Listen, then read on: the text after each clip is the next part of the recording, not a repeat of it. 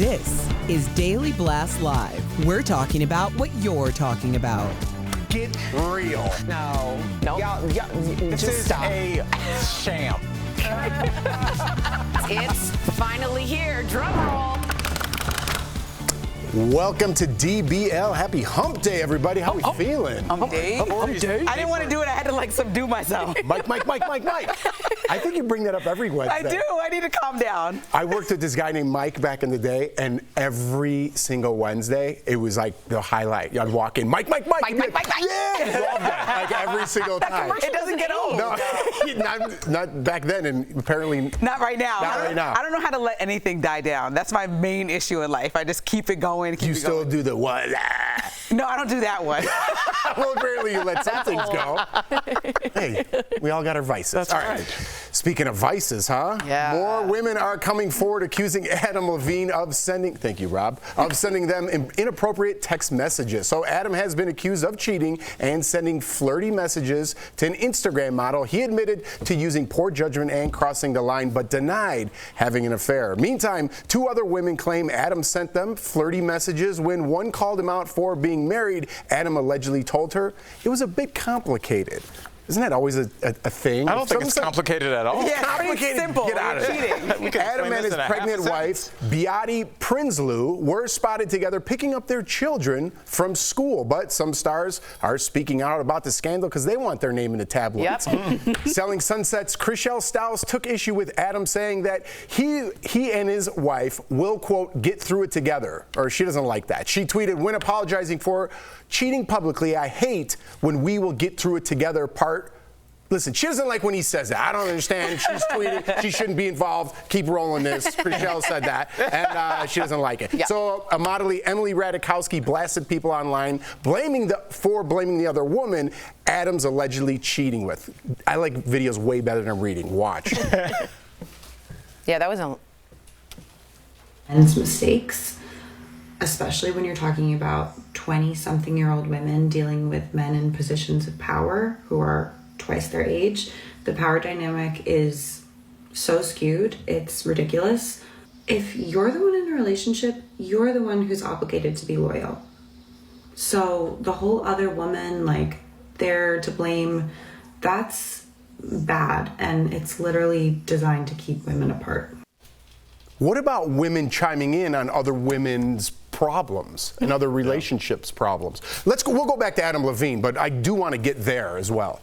Yeah, this is the thing. It's like Chrishell, what's her name? Chrishell. So she used to be with Justin Hartley from This Is Us. And she said in many interviews, that he publicly kind of left her, and she found out as the whole public left. So I feel like she's projecting a little bit. So jumping into that conversation, talking about people who are splitting up and having messy split ups, kind of was like her own situation that just happened like a year ago. And she's projecting, saying how she would like it to be handled. Right, and I butchered that whole thing, but she was saying the quote, we'll get through it together part. Don't speak for the woman, is what she was saying. It was the part that she didn't like. So, but you're right, maybe it's just sensitive to her, so she has an opinion about it. But I think she also wanted to jump in on that publicity train. Hoot. You know what I'm saying?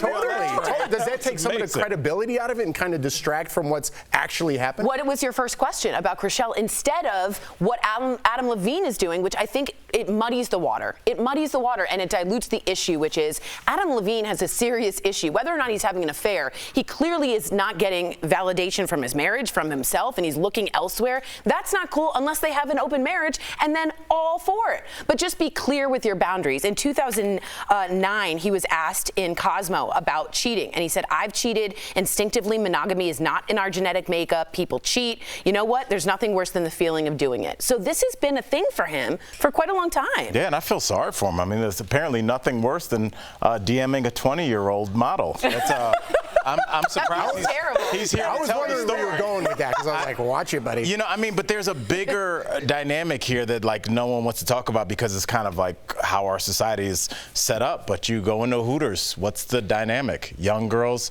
old men. You go to a fancy hotel, what's the dynamic? Young, attractive But isn't that consensual? Old men. I'm not. But like, they know what's going on? No one's saying that anything's not doing this with consent. Well, Beate didn't know, perhaps. The person being cheated on usually does not consent. So we'll give that.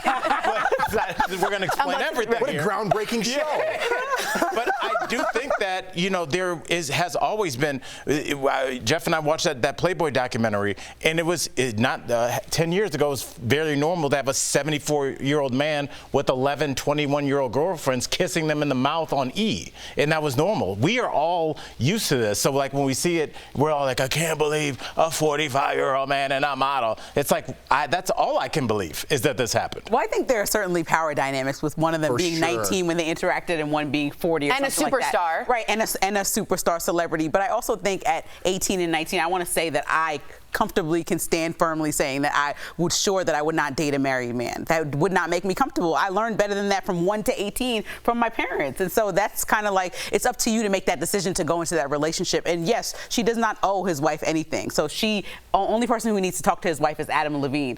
But it's just a morals thing. Like, where do you want to stand in that relationship? Do you want to enter into that and be that person that's breaking up a person's family that has several children?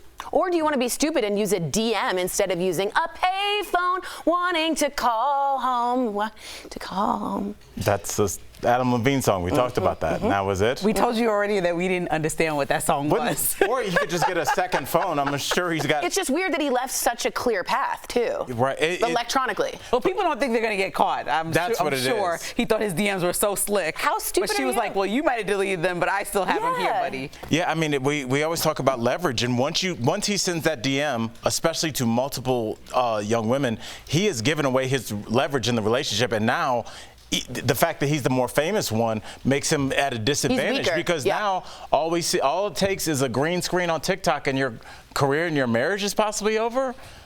Come on, like Adam. Just gonna jump right over Tori's rendition. You guys don't know that song? I'm at a payphone wanting. Have you heard it? I have. Yeah, so you didn't give her any energy? She literally was singing it, and you know it. Me and Al literally did not know it. But what does a DM have to do with a payphone? Because it's not electronic. He should have used a payphone. And there's no tracking a payphone. But there are no payphones. Okay. Yeah, that's it's like he should have drove there. He should have jumped on the saber-toothed tiger. I don't get. They're not generally available to jump on. Exactly, yeah. Thanks, Lindsay, for putting that one together.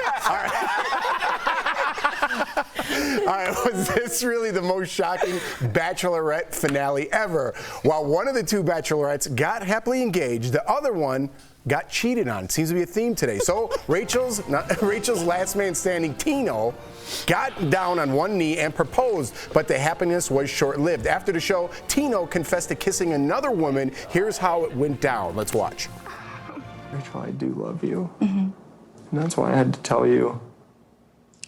You had to tell me, or I forced it out of you, and then immediately after you said, I wish I never told you. I was panicked, Rachel. I thought I was gonna lose you. This is such a big deal for me. I wanted to do this one time. Then don't give up. I'm done. Then don't give up. I'm done. Dude, that looks like an audition I did when I was 20. Yeah. All right. It was terrible.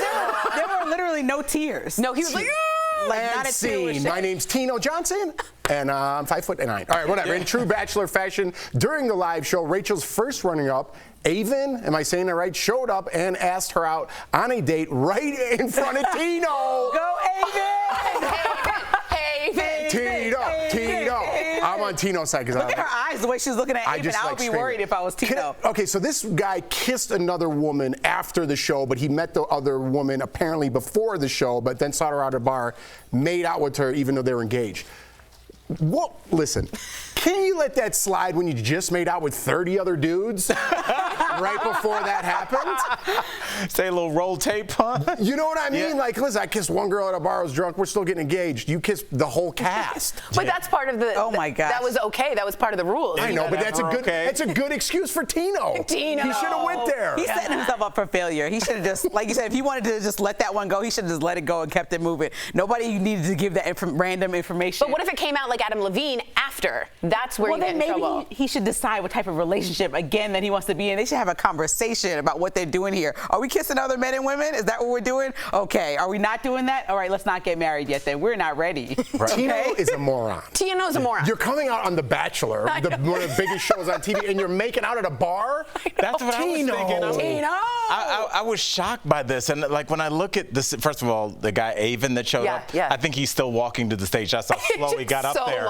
But you know, I don't know if I like his angle because she didn't want him initially, and he's showing up as like. What? Weird, he's like, back then they didn't want me. Like, now I'm like, oh, you turned me down for this guy. Now that this didn't work out, now you're calling my phone, Lindsay. I don't know if I'm picking that up. I can't be anybody's. No, it's more of an ego thing. He was gonna lose the show, and now he's like, who's really winning over here? That's what I think. But he spells his name with 2 A's. Is that off-putting to anybody? Like Aaron does too. I know, but that's already established. Yeah. Like my name's Avon with 2 A's.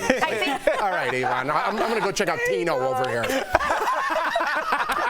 It's like not name shaming that man. Yeah, it's like when a tow truck uses AAA to be the first in the phone book. Avon's always first. I think his mom picked that one, so shame on her. I know. Sorry, Avon's mom. All right, let's get off of here. Chelsea Handler, Brooke Shields, and Juliette Lewis have teamed up with Kim Kardashian for a Skims underwear ad. The campaign asked the women when they felt the most sexy. So Brooke said confidence is sexy for her. Juliette said she's made peace with her boyish figure and now considers it sexy. But for Chelsea, she feels most confident and sexy when she's skiing topless. With champagne. True story. I follow her on Instagram. If you guys don't know, made topless skiing an annual event on her birthday in February. What if you fall? That's what I was thinking. Like, that has to hurt. Well, there's some buoyancy, I would think. No, maybe. There are definitely a couple jokes there. I honestly, like, I don't want to sound like I'm hating, but doesn't everybody feel like they're their most sexy when they're taking a cover shoot in, like, their bra? Like, I mean, they look, I would think you feel sexy in your day-to-day, not on a cover. I don't think that was very relatable, but this is when I feel sexy, when I'm... The Juliette Lewis one was relatable because she's like, I finally feel comfortable with my boyish figure. And I think a lot of women have gone through, whether it's a different figure or that, I feel sexy in that and confident. The whole thing Kim's trying to do is make it a woman-powered, empowering brand. And these are 3 women that may have been a little bit older that she's trying to bring back. But how is it woman empowered? Well, I think you got 2 options. You can be like Victoria's Secret, or you can be like Rihanna's Fenty, right? Rihanna's super inclusive, all body type, showing that sexy is everything and every woman. Victoria's Secret is saying sexy is skinny, tall. Yeah, and look how they're doing it. Girl, right? And so, therefore, Victoria's Secret's losing money, Rihanna's a billionaire. But is my Skims question is on the bandwagon of what's up and coming, is celebrating women's bodies of all types. Yeah, and I'm sorry to talk over you just really quickly. I just didn't understand, like, how is that empowerment? Isn't that just a business decision? No, because women need to hear other women say, I feel sexy for my boyish figure. So that they can buy your product. Right, but they can also feel empowered. Yes, as they're handing their credit card It's a marketing tool. Of course. Definitely. Yeah, definitely. And I think Victoria's Secret's trying to move that way as well. I think they are. Alice saying that Kim Kardashian and them don't really care about empowering women. Not at all. I disagree with you on that. It's a business decision. I agree, but I think they're not mutually exclusive. I think she also empower people at the same time. She also loves the Kardashians. All right, we got to go. Play us out with a little payphone. I'm at a payphone, waiting to call home. Wow. What's that?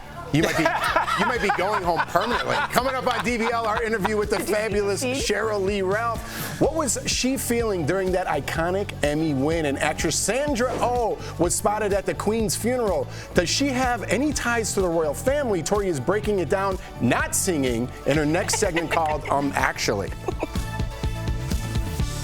Closed captioning provided by The Boom. Hey, just stopping by to say we're taking over.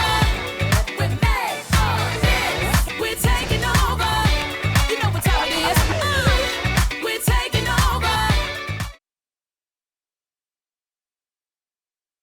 Should have read it like that. Okay, anyone who watches The Bachelor, can you write in and say, like, did Avon get up there and just go say, I'm taking my girl back? Or was that, like, scripted? Yeah, like, did how they only have him in I'm the sure audience? they called him up and was like, hey, there's a window here for you. You think they said, Avon was like back in No his one can say his name. hometown. What's his name? If any of y'all have Call seen him Key and Avon, Peele, like it's a wire. Substitute Teacher, that's where the Aaron comes from. So funny. They intentionally pronounce everyone's name wrong. One of my favorite skits of all time. So Key, just You didn't Google. watch that? My friend told me to do this at work one time, a couple jobs ago, and I cried hysterical, uncontrollable So laughter. funny. Couldn't reel it in for the rest of the day. It's literally a gotta watch- substitute teacher skit, and they just are pronouncing everyone's name wrong. So, like, Key Blake and is Peele? pronounced Balaki. But he's a substitute Aaron is pronounced teacher. Aaron. Yeah. Yeah, he's just like telling everybody, this is how I'm pronouncing your name, so just say here and say present. Don't say anything else. Like, don't correct me on how I'm pronouncing it. So just funny. raise your hand when I call your name. Show. I feel like I should do a rewatch. Yeah, please. You just gotta watch it. It's called Key and Peele Substitute Teacher if you want to laugh today. Yeah, definitely. Definitely watch Give that. it a spin. You'll definitely laugh out loud. They're so committed, Key and Peele. They're so committed. He's so good. Yeah. He's so good. And then Jordan Peele goes and becomes like this fantastic director too. Oh yeah, I've seen that one, yeah. Yeah, watch that. Thank you. Did you guys see Nope? Have you guys seen Nope yet? No, I gotta see I saw it in the Was it theater. good? It was entertaining. I didn't. You didn't say. You said it wasn't. Yeah, you did. I'm not. Everything Oh, this you is do all on gonna tape, right? be a- Tori doesn't want to say it because she knows that somebody be like, yes. No, but it's honest. I like Nope. I thought it was entertaining, but I thought it was nowhere close to Get Out. I think Does you that can make say sense? it's not his. It wasn't his best, and you're. Yeah. It wasn't as good as Get Out, but it was really I entertaining. mean, you can't compare it to somebody's like first album. They're trying their best to keep up with that.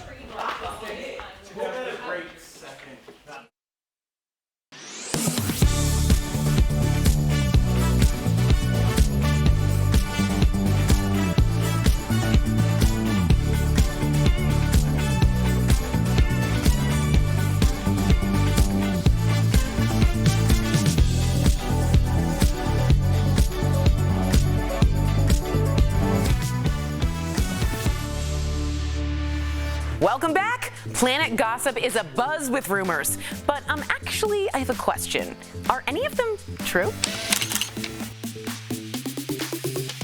The Queen's funeral was attended by foreign dignitaries and world leaders alike.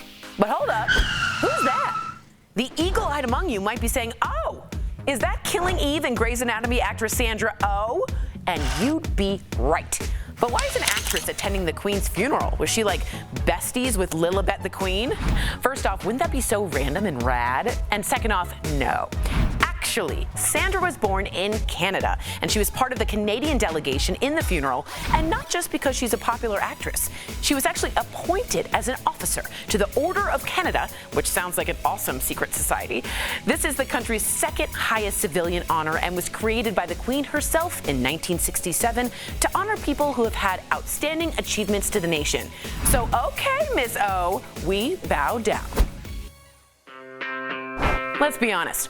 Anyone who dates billionaire Elon Musk is bound to be eccentric, and his ex, singer Grimes, was no exception. I mean, they named their baby this. Unpronounceable baby names aside, she also has said multiple times she wanted surgery. Oh, nose job? Boob job? Nope. Elf ears. How normal.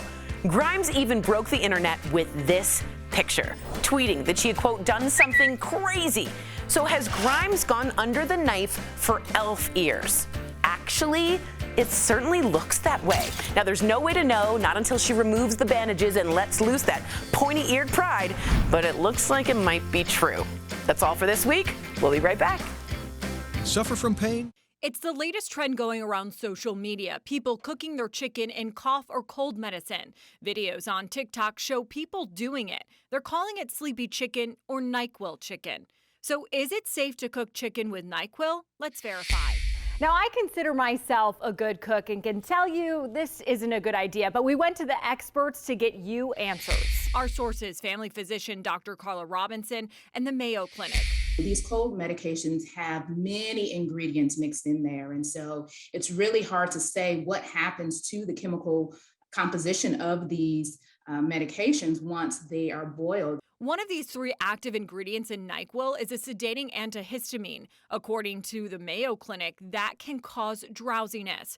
Dr. Robinson says boiling the medication makes it more concentrated, which could be harmful to you. The thought is that if you are boiling the medication, that you could potentially boil away the water contents or the liquefying contents that help to dilute the medication. Dr. Robinson says you should always be using medicine as it's stated on the label or how your doctor tells you to. There are guidelines as to how medication is supposed to be used, and anytime you alter that, you run the risk of either being exposed to higher than expected levels of the medication or maybe even rendering the medication ineffective. Dr. Robinson also wants to remind you that you should not be getting medical advice from the internet. These trends on TikTok are not proven to be safe.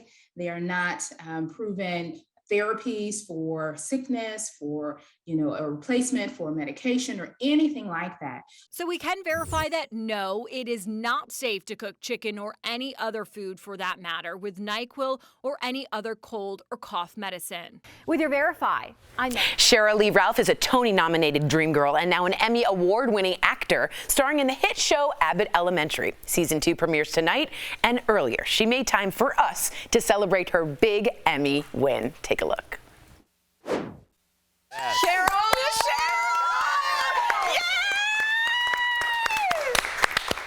Sheryl, we were all screaming for you on our couches when you won your iconic Emmy. We are so proud of you. It is so well deserved. Thank you for being here today. Oh, I am so happy to be here with you all because I tell you the truth, it's like being with my media family.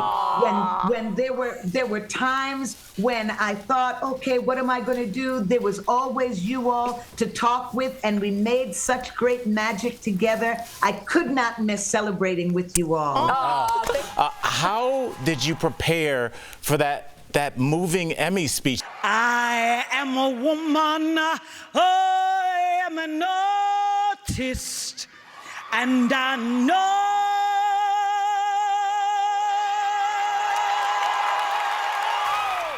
it's so weird because every time I talk about it, it's like I'm on the verge of tears. Sure. But there is no preparation for a moment like that. I've been rehearsing an acceptance speech since I was 5 years old. Amen, Miss Sheryl. And then we all watched your children. I know. Mommy, that's my mommy. That's my mommy. That's what and got Al, me. that is what got most of us. How did you and your family celebrate after your win? Was there tequila? No. We were very quiet because I had to go to work the very next day. I wanted to know, how did you end up landing the Emmy Award-winning role of one of my favorite characters in a long time, teacher Barbara Howard? No nonsense. You know what? I got a phone call from Quinta Brunson saying to me, Miss Ralph, I know people offer you stuff, but if you could just meet us and talk with the people connected to this would be great for all of us because we need a queen, and you are that queen. Yeah. I mean, Abbott Elementary, that was the only network show that got those kinds of nominations. It's the best one. The best one. Yes, you must be so proud. Okay, so a lot of stars sent you flowers, including Oprah and Beyonce. Yeah. What surprised you most about all of the stars that reached out to you? You're inspiring everybody.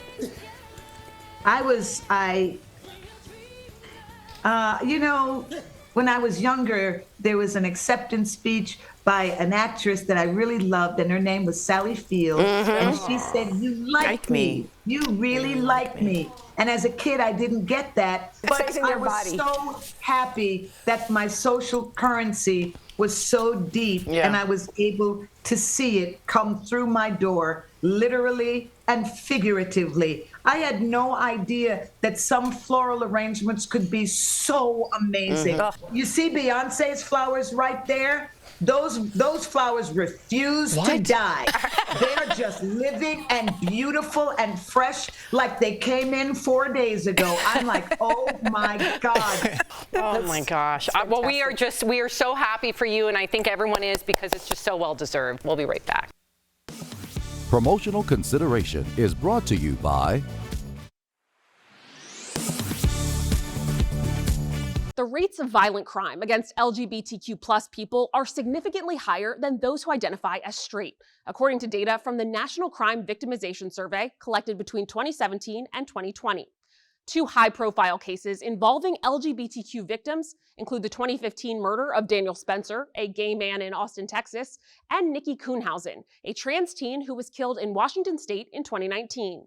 In those cases, the gay trans panic defense was used. It focuses on the victim's sexual identity or orientation as an excuse for the crime. A tweet with hundreds of shares claims that the gay trans panic defense isn't banned in the overwhelming majority of states. So let's verify. Is the gay trans panic defense legal in a majority of states? Our sources are the LGBTQ+ Bar, an association of lawyers and activists advocating for LGBTQ+ rights, the American Bar Association, Dr. W. Cardston Anderson, St. Edward's University criminal justice professor, and Paul Smith, professor at Georgetown University School of Law. Let's start by clearing up some terminology. The LGBTQ+ bar refers to the gay trans panic defense as the LGBTQ+ panic defense. When used as a standalone legal strategy, the LGBTQ+ panic defense argues that a victim's sexual orientation or gender identity or expression is to blame for a defendant's violent criminal action, including murder. That's not by itself something that the law says you're allowed to do. That's because committing a crime against a person because of their sexual orientation or identity is considered a hate crime.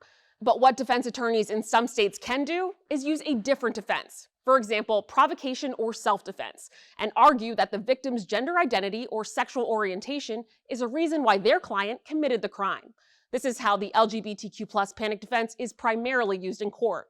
Criminal justice professor Dr. W. Cardston Anderson has studied LGBTQ+ panic defenses for nearly 20 years. Provocation is this idea that somehow it's so threatening, so embarrassing, so humiliating, so dishonorable to have somebody make a pass at you that you kill them. And then self-defense plays to these tropes that gay or trans individuals are somehow more dangerous than everybody else. When used successfully in court, the LGBTQ+ bar says this legal strategy can get a murder charge reduced to manslaughter or justified homicide. What they're really trying to do is come up with a reason or an excuse to focus on the fact that this was a gay victim or a trans victim and appeal in that way to the homophobia or transphobia of the jury. In 2013, the American Bar Association called on federal, state, and local governments to prohibit the use of this defense. Since then, 15 states and Washington, D.C. have banned the LGBTQ+ defense, but it is still allowed at the federal level. So we can verify, yes, the LGBTQ+ panic defense is still legal in a majority of states and in federal cases. In 2021, a bill to ban the defense nationwide was introduced in the House and the Senate, but the bill was never voted on. With your Verify, I'm Ariane Datil.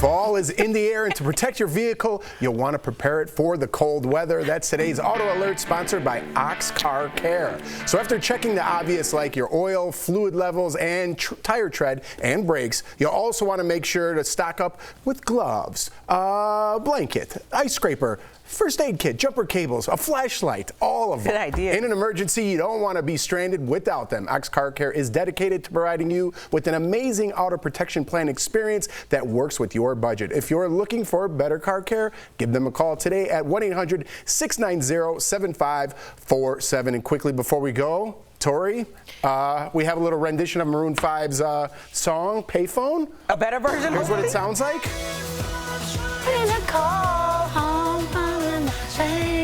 She doesn't know what any of the words are. None of them. On a happier note, happy birthday, Patty Donnelly.